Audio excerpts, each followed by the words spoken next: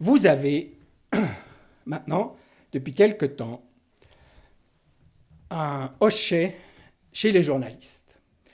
C'est les fake news. Les fake news. Ah, les fake news. Mais vous savez, je voulais prendre des exemples concrets pour vous montrer que je ne racontais pas d'histoire. Alors, les fake news. Vous savez, évidemment, j'ai eu l'honneur, avec le site Les Observateurs, d'être scanné de A à Z par les fact-checkers du Monde, de Libération, d'un groupe à New York, NewsGuard. C'est pas... Et puis alors on dit un site qui publie parfois des informations non vérifiées. Vous voyez, c'est juste pour discréditer un média. Eh bien, jamais un exemple concret. Jamais un exemple concret. Nous avons publié et repris 90 000 articles en 10 ans.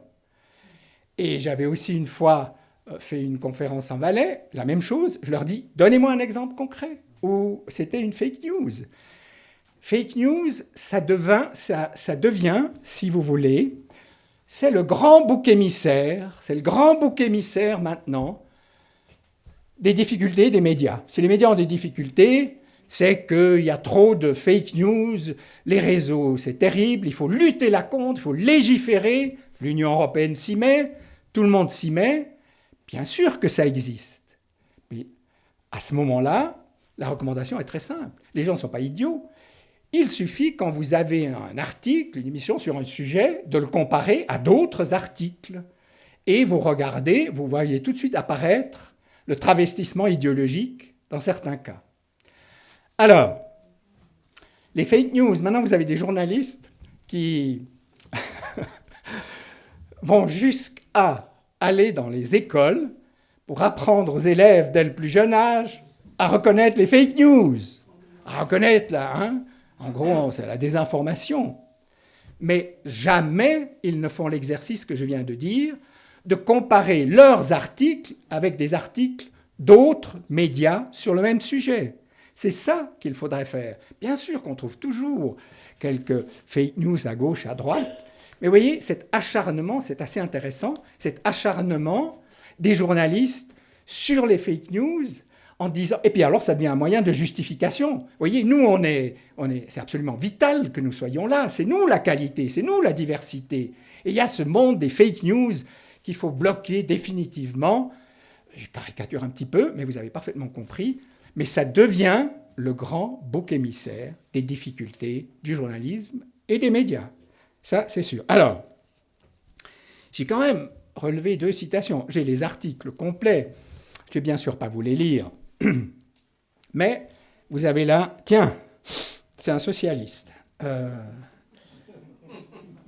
Je crois qu'il est à Yverdon, président de l'exécutif, Pierre Desmontet, qu'on entend tout le temps, évidemment, à la télévision. Alors, il y a ceux qui ont des abonnements à la télévision. Hein. Il y a des gens que vous entendez toutes les semaines.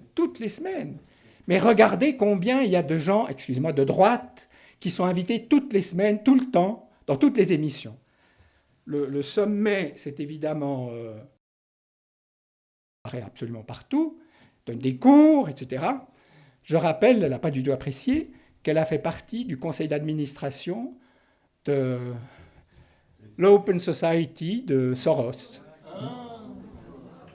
Oui, c'est établi. Maintenant, ça a été biffé, elle a disparu, mais elle a fait partie. J'avais dit à son cousin, quand même, quand on vient un peu de la région, on a comme ça des moments où hein, on a de la tendresse parfois. J'ai dit, dis à ta cousine qu'elle se retire de ce truc parce que ça va devenir très grave. Puis depuis, on ne voit plus son nom. Mais Soros est un grand criminel, il ne faut quand même pas l'oublier. À propos des fake news, ce président d'Yverdon, Pierre Desmontet, a dit ceci. Les fake news, ce cancer insidieux de la démocratie. Et les quelques... Bien sûr qu'il y a des cas d'informations douteuses, Mais les gens savent vérifier, ils savent comparer. Mais vous voyez, pour qu'une pleine page dans le dimanche matin, avec ce titre-là, hein. Et puis vous avez un autre grand responsable, Jean-Jacques Rode pour ne pas le nommer, le 7-1-2018, dans le matin dimanche, la chasse aux fake news, voilà l'urgence. Oui, cette obsession sur les fake news, on a envie de leur dire, mais travaillez, faites des recherches, faites des investigations. Jamais d'exemple concret. Jamais d'exemple concret. Vous voyez, ce monde un peu surréaliste, vous vous dites que j'exagère peut-être, mais pas du tout. Ce sont des grands responsables. Et le matin dimanche, ben voilà. Là, j'ai fait un petit truc, un aperçu anthropologique récemment. Je trouve extraordinaire qu'en Suisse romande, le dimanche, on a un seul journal qui fait presque 1 kilo, qui coûte 5 francs. Voilà à quoi on est réduit. Ça, c'est le pluralisme, c'est la diversité, c'est la qualité. Alors que, à la tête de ces journaux, vous avez tous ces, n'est-ce pas, ces personnes qui sont adeptes de tous ces groupements woke et autres. Eh bien, ce que je trouve extraordinaire, pour montrer que vraiment, qu'on nous chante le pluralisme après ça, ils vous diront « mais tout le monde a accès, tu parles ». Ils refusent systématiquement certaines choses. Eh bien, vous trouvez, si vous regardez, certainement vous avez vu ça, le dimanche matin dans les tea-rooms, dans les restaurants, les cafés, ça coûte cher, 5 francs. Vous avez des gens qui attendent le moment de vite prendre le journal pour ne pas devoir le payer, puis ils boivent le café, mais ils ont raison de ne pas vouloir payer 5 francs pour un journal comme ça. Mais vous voyez, c'est terrible d'être soumis à ça. Si vous voulez un journal le dimanche, vous payez 5 francs. Et de nouveau, bien sûr, c'est orienté dans un sens bien déterminé. Mais je trouve à la fois, c'est sympathique quand même le dimanche matin d'aller boire un café avec des copains et tout ça. Mais ce qui est drôle, c'est que vous avez des gens qui attendent une demi-heure, 3/4 d'heure jusqu'à ce qu'un exemplaire soit libre.